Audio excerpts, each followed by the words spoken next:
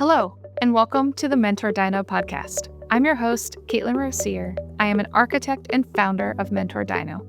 Join me each week as I speak with amazing professionals in and around the architecture, engineering, and construction industry, as we are all part of a larger interconnected community. We discuss everything from career stories, lessons learned, and advice for others finding their own unique career path. Thank you to all of our current subscribers, and if you're new, welcome to the conversation. And if you like this episode, please do me a favor by hitting subscribe, like, or share it with a friend. It really helps others be able to discover this resource and support them on their own unique career journey.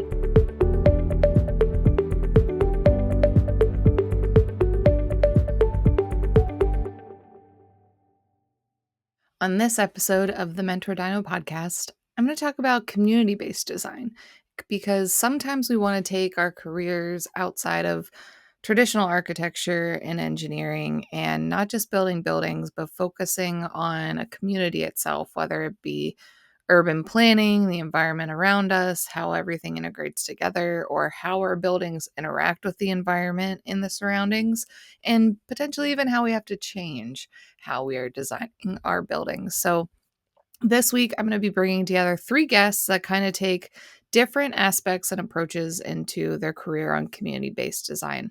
So the first one, Yiselle Santos. This was episode number 85, and we're going to talk about the human side of community design and equity in architecture. The second professional, Daniel Woodroffe, is a landscape architect, and he was episode number 59. So in this one, we talk about urban and landscape environments and how this can really influence the community around you more than just the buildings that it's going in between. And finally, Illya Azaroff, episode number 24, where we talk about resiliency design in our communities and dealing with climate change and how we need to change how we do architecture based on natural disasters and how our climate is changing around us. So these professionals all come in with a different side. So hopefully this helps if you have a passion for community-based design, trying to figure out what path works for you. So let's dive in a little bit more in detail. So let's start out number 1, Yiselle Santos. She, again, was episode number 85, and we talk about the human side of community design and equity in architecture and how it really impacts how we speak as architects and bringing together community involvement to pull together a project that really enhances a community and takes in their flavor of life and bringing together a project. So let's jump in and learn a little bit from Yiselle.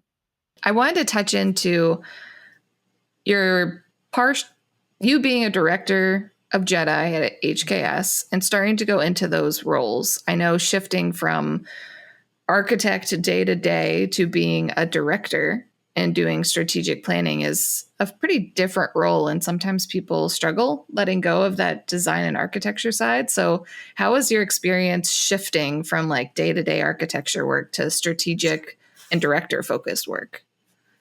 I have to say it was not only a mindset shift, but an identity in a way shift and an opportunity to rethink many of the biases that I lived by. As I was learning about architecture, I was learning about being in the US as opposed to Puerto Rico, about being a woman and all of these things. When I started architecture professionally, I started working in large firms, and I was within a studio, I was within a practice, I was within a role, and I could shift slightly. When I was working on projects, I was a project architect at times, I was a designer, I even did CA. I worked on developing guide sheets while I was in one of the firms. So I did technical BIM, I did design, I was engaged in volunteering. And that was my idea of architecture and practice. It was falling within these particular roles and titles and categories throughout my career, depending on the projects, depending on the work that I wanted to do, whether it was volunteer or within practice and professionally. Shifting to corporate America, being a leader, a director, shifted me from a local satellite office, which is what DCHKS was at the time, to a corporate level role, which meant it was a very broad, and at the beginning, of course, shallow conversation, because I didn't understand what that meant. It was very much a mindset shift, going from thinking about architecture in DC, thinking about my intervention in projects. I had a very dedicated small team. I was in large firms, but I was still in small teams doing phenomenal work. I had been at HKS for 4 years doing solely healthcare, which I absolutely loved locally and nationally, which is fantastic. And then I was thrust into a very managerial, strategic, global thinking role. I have to say, value alignment was fantastic because I grew up in Puerto Rico. My love and my passion for cultures has always existed.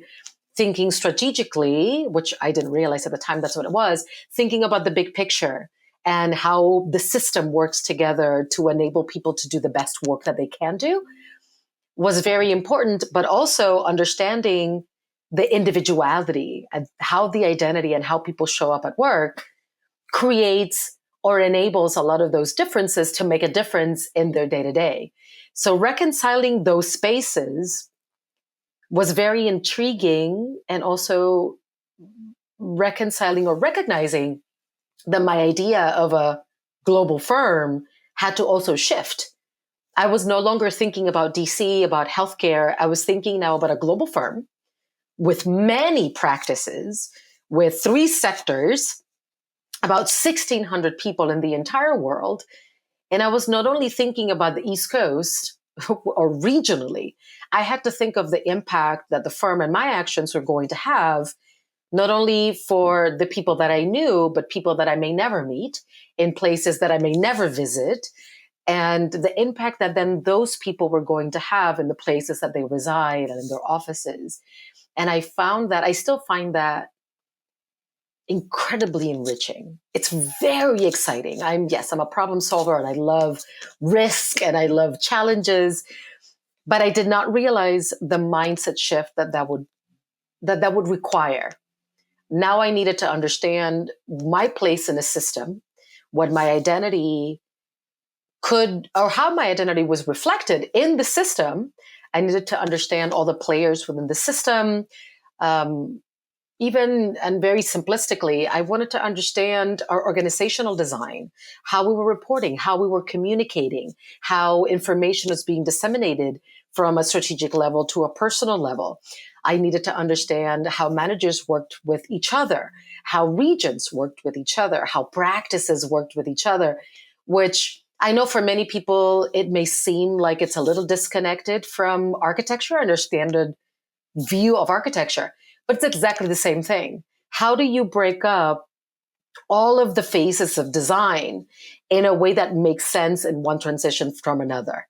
How do you understand teams within the ecosystem of practices? How do you determine titles and job titles?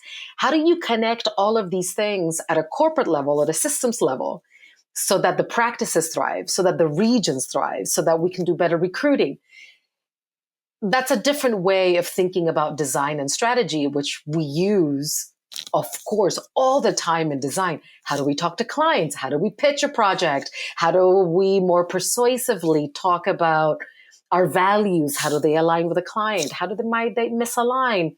How do we abide by codes? And how do we volunteer? How do we position our firm?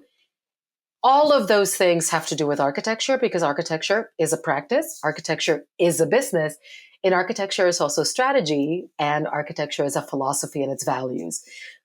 And that's one of the reasons I'm very intrigued about the intersection of organizational design and architecture and design thinking. All of those things are interrelated if we really think that architecture is about people. People are the ones that put designs together. People are the ones that impacted by design, and people are the ones that live through the design that you created. So all I'm trying to do is start to break up all of these components in our society, in our systems, and how they relate to the built environment, and how we can become better agents of the built environment, so that ultimately everybody that experiences our buildings can thrive and feel like we're being responsive and future thought leaders for the work that they need to do for the rest of their lives. Yeah, it's just a It's a different type lot. of design problem, ultimately. It's Oh, just a design 100%. It's problem all from a design problems. system than a built structure and how that all operates. And it's just like engineering is a design problem. It's just with different types of either mechanical heating and cooling type of problems and movement rather than people movement like architects go through. Yeah, So I think it's all connected. But again, I didn't realize that until I got into the profession. I'm like, oh, there's this whole other design problem that nobody tells you about that people still need to work through because we're humans and we change. So it's not like what we did 20 absolutely. years ago works today or what we did a few years ago works today. It's an ever-changing type of design problem. And I know with a large firm, there can be so many different cultures around all the different cities. Like it's fairly simple when you're just in a solo office and it's that is the culture, that is what's going on. And I know when I joined a large national firm, I'm like, oh, there's some different cultures going on. And as you go to office, there's different players. Even if you work cross offices and work with a variety of people, each office has its own individual culture. So were there common challenges that you've found not only from the industry side, but being on a national firm with so many people in offices? Absolutely. And you mentioned it beautifully. When we talk about diversity, when we talk about equity, when we talk about inclusion, when we talk about belonging, even though it can be, and it has been very politicized, the terminology that has been used has been a development of many years, many centuries of trying to understand people within a system. So we have to call it diversity because we're different. We have to call it equity because we understand the system um, enables some more than others because it's a system. But at the core of the conversation, we're really always talking about people. And people are not monoliths. People are very complex. Uh, Not only are there differences based on gender and race, age, sexual orientation, which are typically the things that people think about when they think about DEI or think about diversity and think about differences.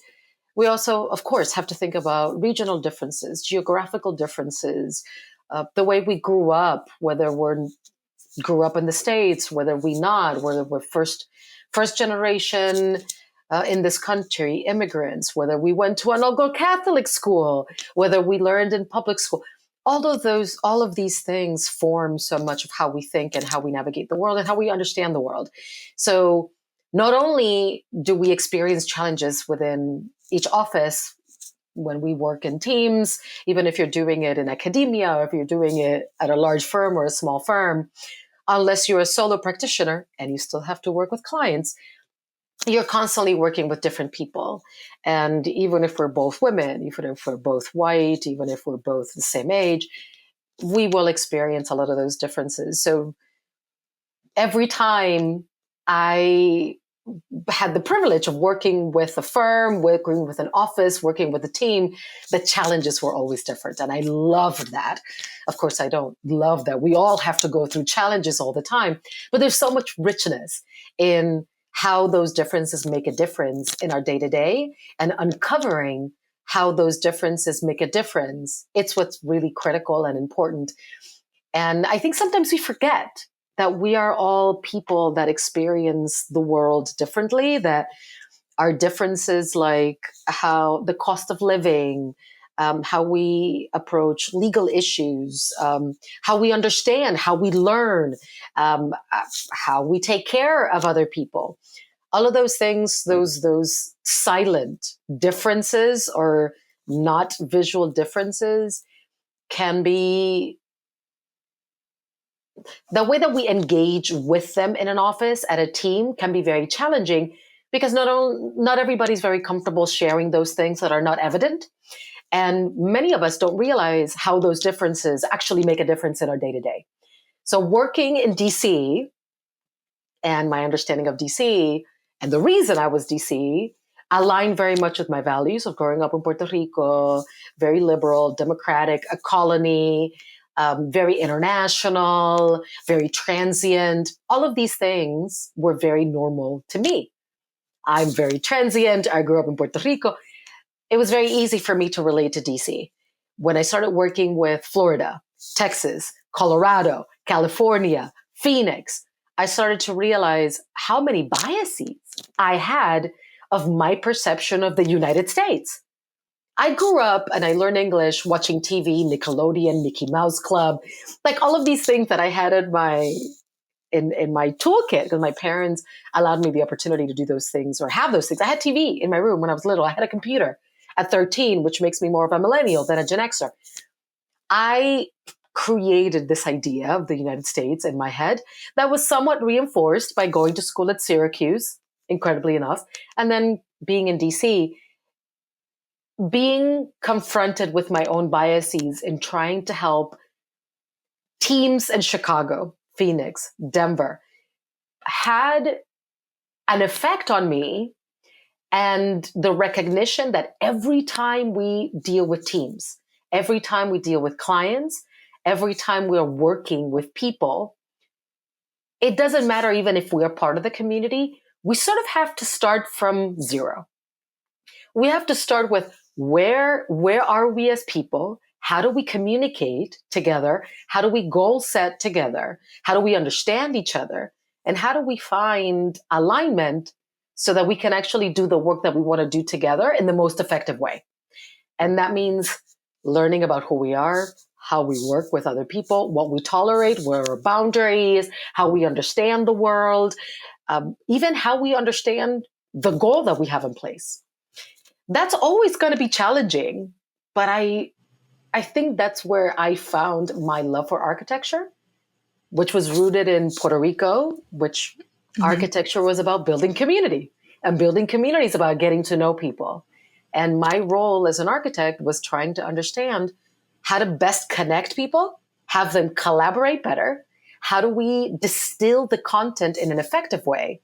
And how do we get people to share their authentic voice so that we can better tailor the outcomes to how it's better going to support them long term? And it doesn't matter whether people are in the same team, they've been working together for a long time, or they are a global team with 50 offices. Challenges were always going to be different and new and exciting and also terrifying and would require a little bit of risk taking.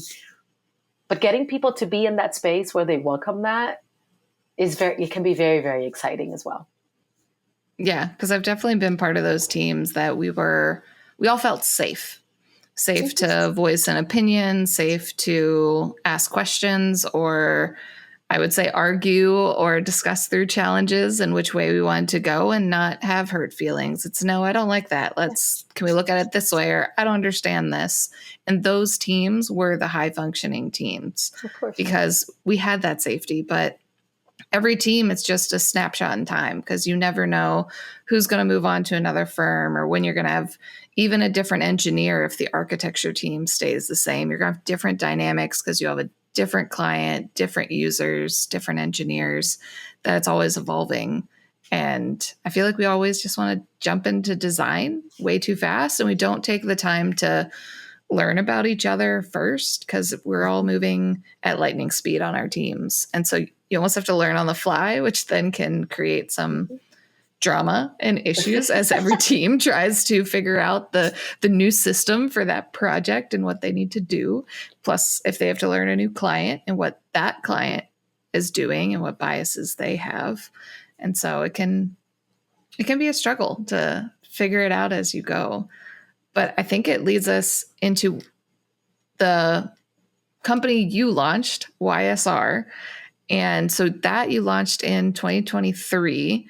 So, what was your mission in starting that business to leave an impact a different way? I may have to bring you along to be part of my pitch. It's exactly what you just mentioned. Going into a team where there's a lot of trust can feel very empowering, which creates outcomes like high performance, more innovation, better camaraderie, safety, trust, transparency. And those teams can bring the most joy, and typically have the least amount of RFIs. That is that is proven.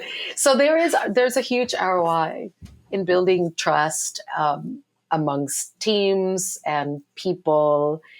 And what I was noticing, and I'm sure you felt that way, not only in working firms but in academia, architects are trained to do phenomenal work.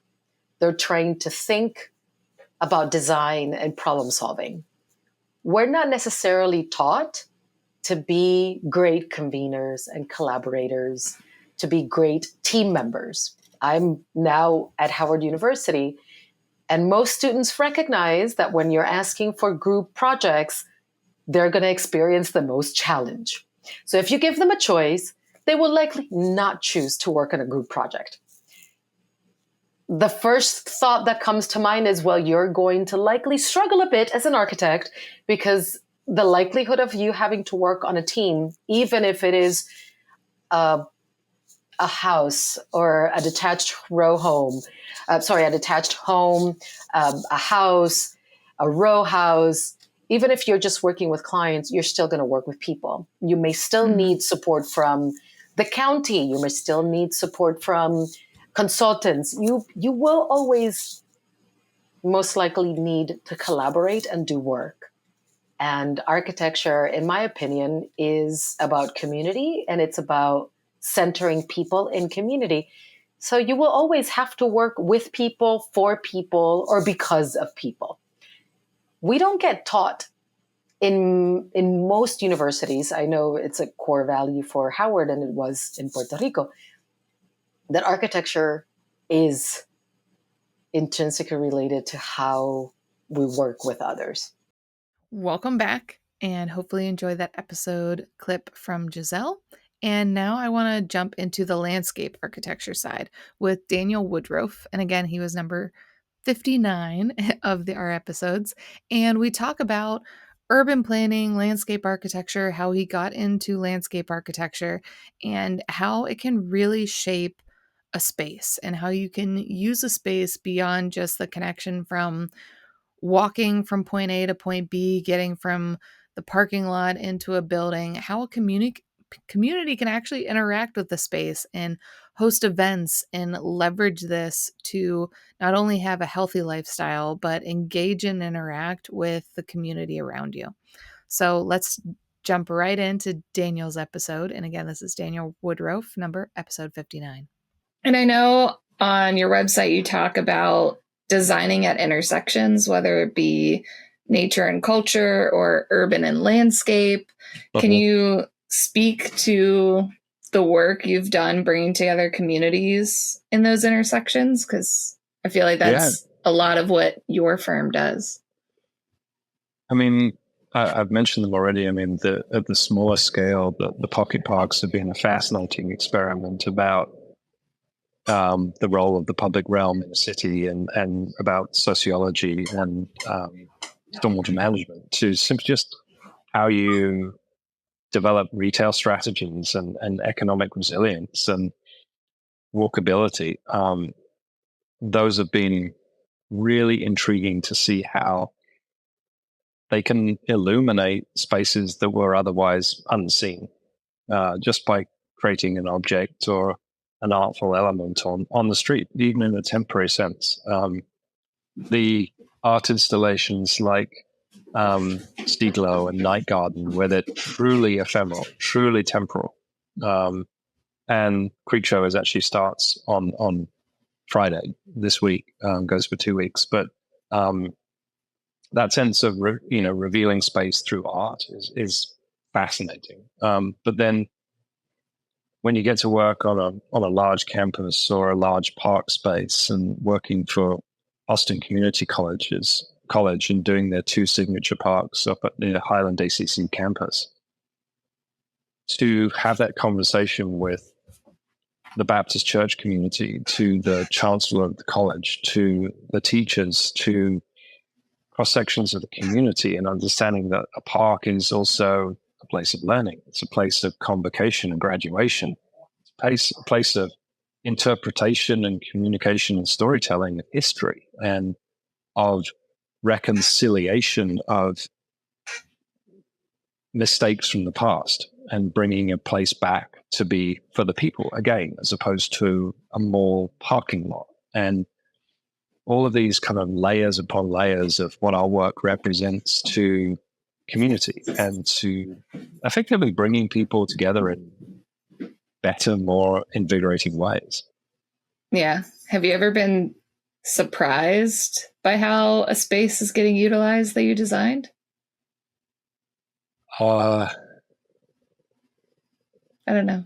Like an event you never thought of, or like, because whenever we design spaces, it's trying to come up with possible futures and how a client can use the space. But sometimes it's, I didn't even think about that as a possible future. And then I could, if I did exterior space and could see my work all the time, I would almost be fascinated. I'm like, okay, I didn't think of doing it that way, or how somebody operates or moves.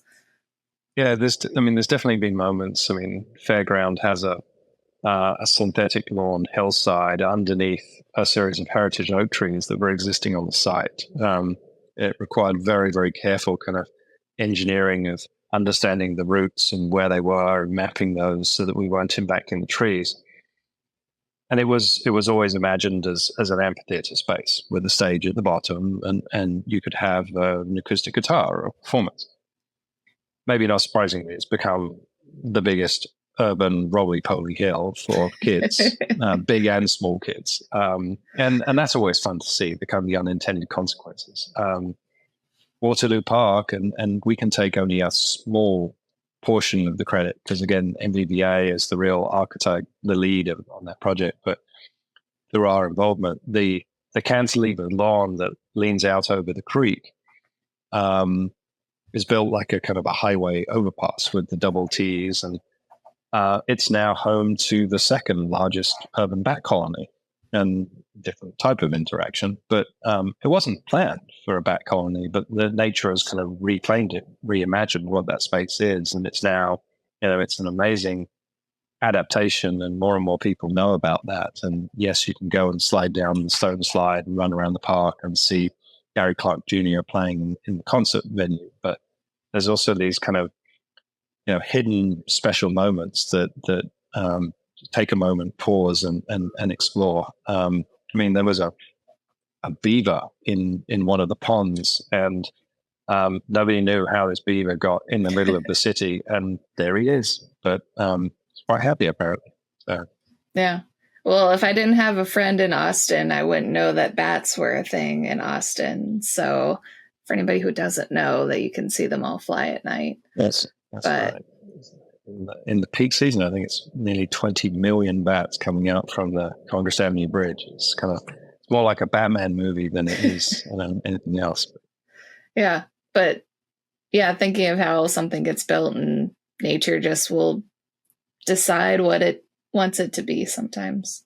For sure. So, but I wanted to touch on some other local organizations that you've had a chance to work with over the years. And I know you were president for the Texas chapter of the American Society of Landscape Architects. Can you tell me what you're able to do over there and potentially other organizations if people are interested in landscape architecture to get involved in?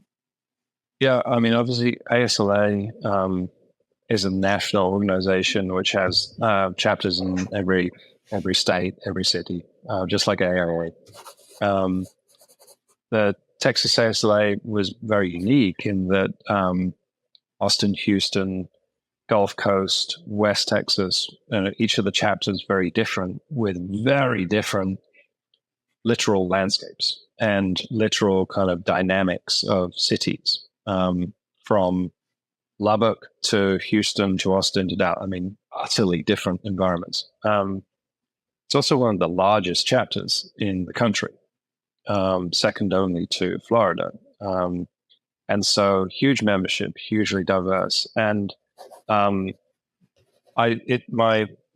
adventure with them started at the local section level. I was the chair of the Austin section.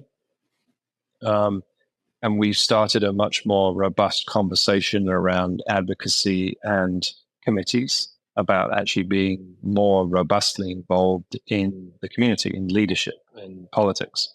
And that translated to the statewide level. It was a really great experience. It was one I had to unfortunately cut short because of this crazy adventure called London. But it enabled me to help craft a convention around the conversation of resilience and change, and ask some really challenging questions about climate and resilience in Texas and what that means to individual landscape architects. And it means completely different things to many different landscape architects. But it also was an opportunity to challenge everyone to really come together and have a louder voice.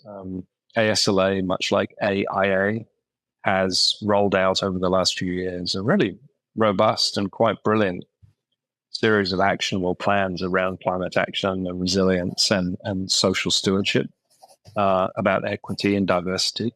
I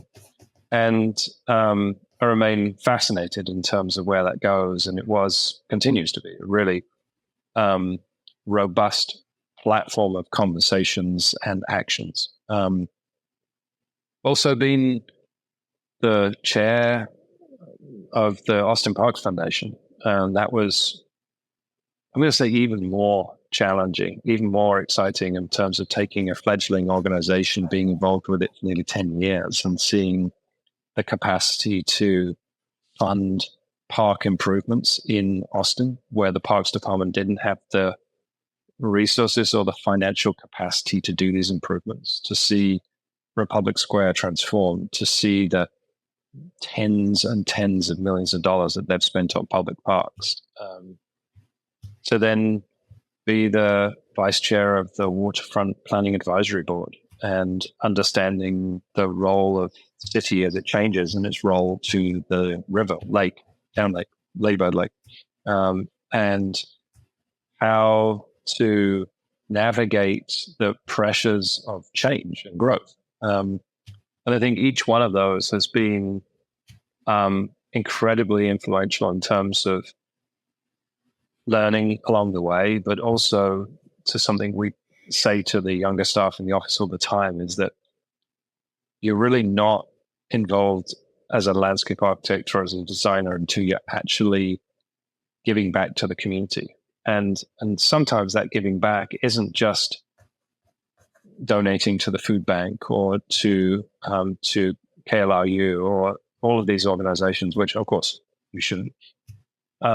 But also that sense of being a perceived expert in the community and your opinion being able to steer and influence decisions.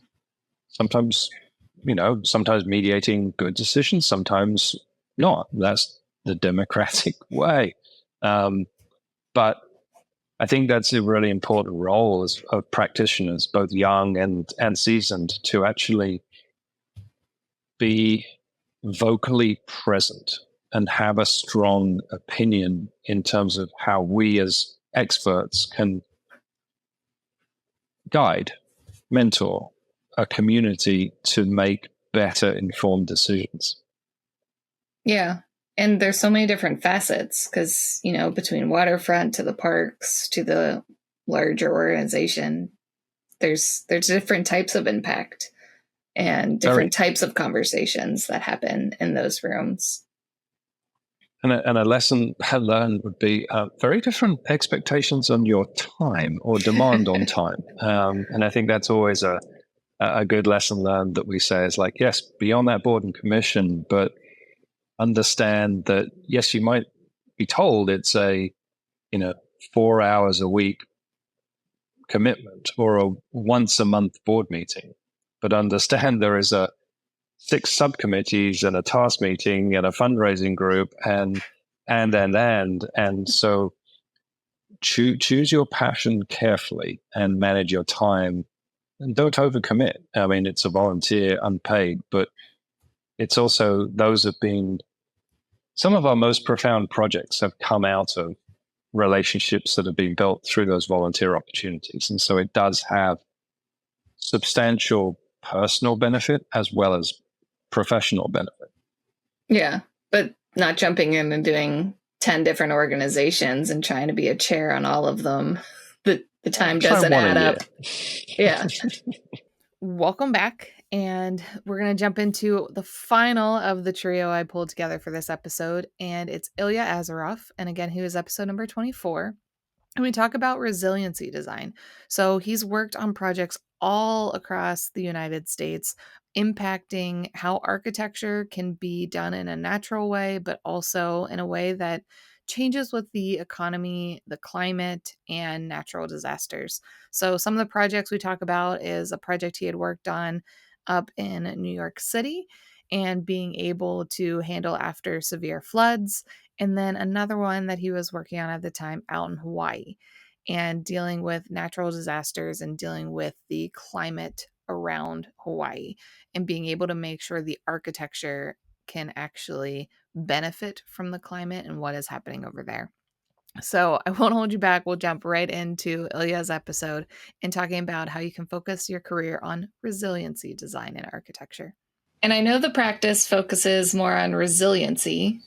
Do you have a favorite project you've worked on that maybe has really hit the nail on the head on what you've been wanting to do? Ooh, we're favorite project. We're always in the state of becoming. So I've got, I look at it a couple ways. I don't look at them as projects. I look at people. The people who I've worked with become my favorite people.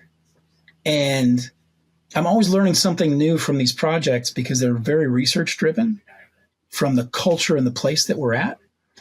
And so, a couple of them that come to mind, the current project we're working on is in Hawaii. And we're working with Native Hawaiian communities on the North Shore of Oahu. This project is called the Ko'alaloa Community Resilience Hub. It's a whole campus of 5 acres. 3 buildings are being planned. We've been working at this for 5 years. We just went through the environmental assessment process and whatnot. But what is really great about this is that they reached out to my office because of the past work we've done with Indigenous communities. And it's taken the first 3 years of just working with and us learning about Hawaiian culture, about this place, about the land, all of these things to gain an understanding that we begin to move towards a regenerative design process.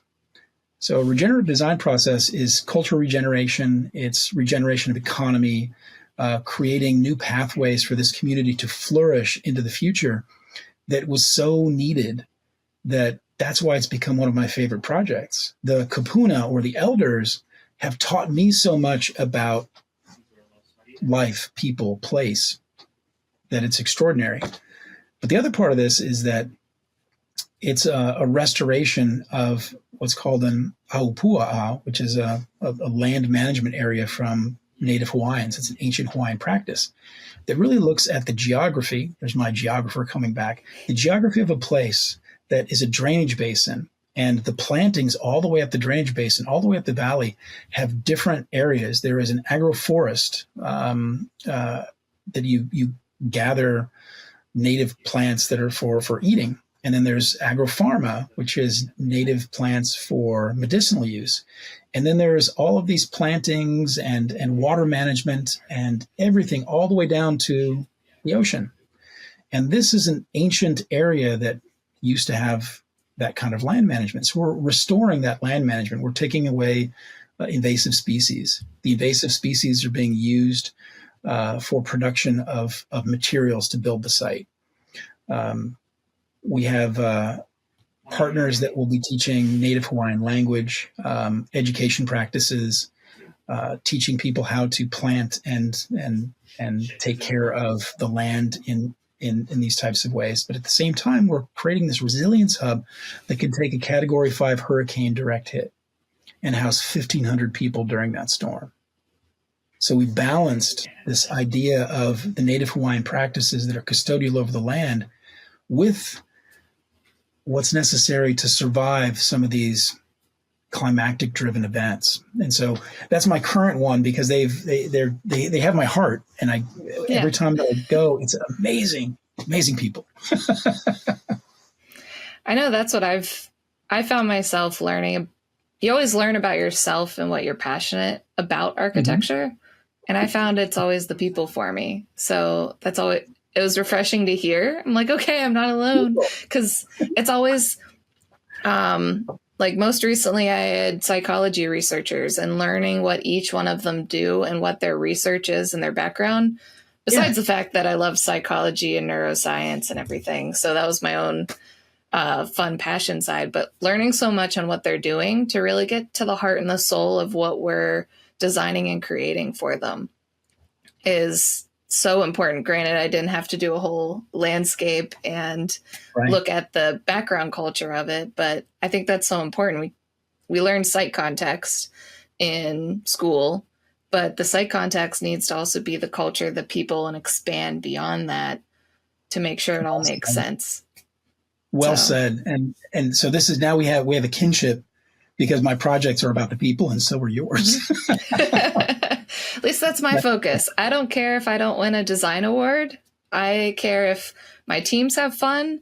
We all had fun as the bigger design construction team, and that the users or occupants using the space enjoy the space, inhabit it well, are excited to be there. That's what makes a winning project for me, regardless if it's just a cinder block walls and it's simple, but I don't care. You would fit in my office very, very well. That is the exact ethos we want out of the people that are in the studio. It's about everything that you just said. Right on, spot on. Mm-hmm. Brilliant. There are certain things that come out of the Institute that absolutely make it for me, for what I am a member for what we're doing and doing some change and making some guidance. I'd like to see some communication language change. That would be the challenge, to bring the people side in, because I think the challenge is speaking and using a whole nother language, because I think we flex our architect speak a little bit too much, and we aren't trained to how to connect to all these different communities. You talk about working with people in all different types of culture scenarios. I'm sure you've noticed you've had to change how you talk about design and how you talk about how it integrates into culture. And I think we need to flex our muscles a bit more into that to make those bigger impacts that you mentioned. Because if we can't change our language to articulate our value, then we can only go so far, because not everybody has an architectural background knowledge. Everybody has their own experiences. I kind of explain it to like the English as a second language barrier that you see in universities. That same thing happens with our communities. Really smart. And so it's right. So, and Katelyn, what you're bringing up is incredible. If we think that we are guests in a place, how do we demonstrate that we are hearing what other people are saying and you're getting at it right away? That's brilliant. Mm-hmm. And even just doing standard buildings and nothing that's a huge cultural impact. A lot of the times they're doing work in different cities, and we don't spend as much time learning on the culture of that university or the culture of that city to really make sure it's ingrained. Yeah. But I love that. And I know you're also on the advisory council for the Building Energy Exchange. Can you explain a little bit on what that organization is about and doing, and what your role is on council? This is a really great organization that its sole purpose is to advocate for, educate, and bring forward energy transition for communities, and their main focus is New York City. So we have communities that are really challenged economically, the building stock, everything. And this organization is really advocating for, at the highest levels, the newest building standard. We have to have beyond net zero, all of these things, but then also for building owners that are multifamily, and we have to do retrofits. So the role there was a gathering of some of the experts of New York City, engineers, architects, developers, building owners, to come together. So what you just talked about, communication, this was about pulling together all of the data, but turning it into something that is legible and consumable by the general public to understand what energy transition is. What's it going to do for me? How do I get there? And that is, to me, extraordinary. When I say raising all boats in all of the discussion we've had, this is something that we have to bring people forward if we're going to get to serious climate action. So the Building Energy Exchange has done an extraordinary job at putting together a lot of this information, very consumable to the public, but it advocates for actively putting out guidelines, changing laws, lobbying at all levels of government. So my role there was to advise in that communication process and understanding how the constituency of architects, clients, and who we work with across the various sectors would best fit that communication style, right? And that's ongoing work. They're doing an extraordinary amount of work, I must say. It's a great organization. Yeah. Have you, since so many of these organizations have done work more locally in New York City and climate action, this is more off the cuff, but have you studied yet the rising waters in New York City in terms of, a little storm, the subway starts flooding, and it's, what are we going to do if the whole city floods? It's a lot of people. I've studied that quite a lot. And advise the city government, the current administration, the last administration, as a subject matter expert. How does the water really affect the built environment and the communities? And it's every piece of infrastructure. There's 7 community lifelines, which is everything from transportation, health systems, shelter, food, water, all of those things. And you really look at an evaluation process of, when we have inundation in water, oh, well, it's only those streets there. No, it's not only those streets there. That means that transportation has changed. It may be that electric exchange boxes are changed. It may be all kinds of things have changed. So I've studied this a lot. The New York City Panel on Climate Change says that we could have as much as 114 inches of sea level rise by the end of the century. 114 inches. And when you look at that mapped geographically, it is currently, it's 440,000 New Yorkers are in the floodplains. Currently, not including population growth over this next remaining of the century. So what do we do? Well, right now there's an enormous amount of work being done based on these reports and analysis of what is going to happen to various neighborhoods.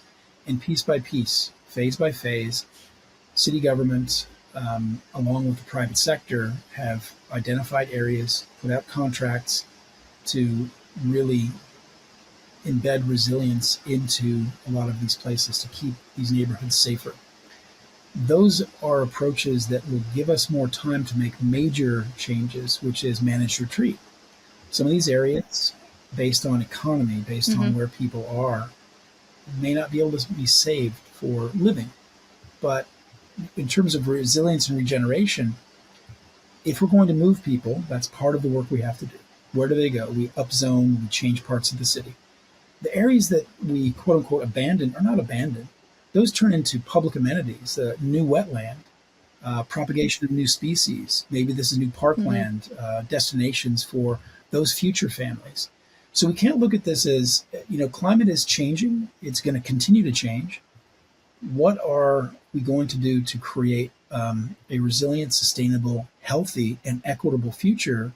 So that's the work. That's the work that we all should be engaging in. And in New York City, I'm just pleased to be part of these advisory groups, working with teams that are actually doing a lot of this work. We've done many projects in and out of the flood zones that consider a lot of this data. We did a small project, a small house, that changed the federal guidelines for building resilient housing in flood zones after Hurricane Sandy. I'm very proud of that very small, little tiny house that has now changed all of federal guidelines because of the diligent work that we did with a lot of great people. So you ask a great question, what are we going to do? It's not just New York City. So if you think about it, throughout the United States and across the world, this is an issue that we're facing everywhere. Last year alone, 114 million people were displaced by natural and man-made disasters. Every year that's gone up, and it's going to continue to rise. So as architects, we need to look at receiver cities, what you and I just talked about, how we address our communities to make sure that we're proactive about these things instead of waiting for people who are forcibly displaced. They lose their livelihoods and potentially their lives is not a great way to be. Health, safety, and welfare, we should be really looking at this head on and saying, city has to change, living patterns have to change. We know how to do that as architects with our colleagues across all of this spectrum of folks to make these sustainable communities. And in the end, what do we do with the land and the areas that are changing? Let's have a great conversation about that. Take on the positive of it. Yeah. And what you mentioned with being adaptability in a lot of your work, we adapt to change to the different climate. We will not be living 20 years from now as we did 50 years ago. And so we have to adapt and not viewing it as so much of a negative as, all right, what do we do about it now and get ahead of it? Yeah. And I just want everybody to get to this place in our profession. This is the biggest source of work, but it's also the biggest issue that we face as society. And we as the architects, as a profession, we have a natural leadership role to take here to make substantive change and transformation that will benefit all.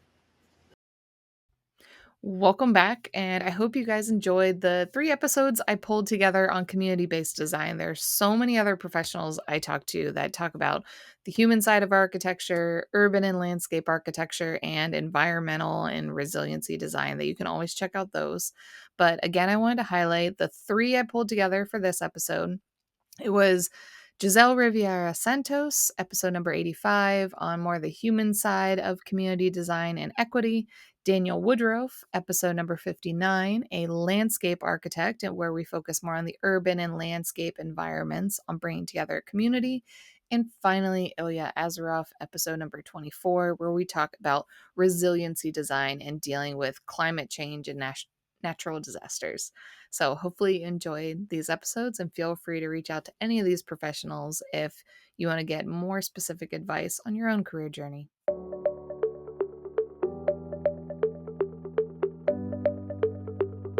I hope you enjoyed our discussion today. Learn some advice to take with you and see how our industry is all tied together to create the world around us. Check out the description below for any links or resources we discussed. If you liked the episode, please do me a favor and hit the subscribe button. Give me a thumbs up and leave a comment below. It really helps others be able to discover this resource and support finding that career path that best works for them. If you know someone that has inspired your own career that you'd like me to interview, let me know in the comments below, or you can reach out to me via my website or LinkedIn. I'd be happy to share their story or your own. Thank you again, and I cannot wait for the next career story I get to share with you next week.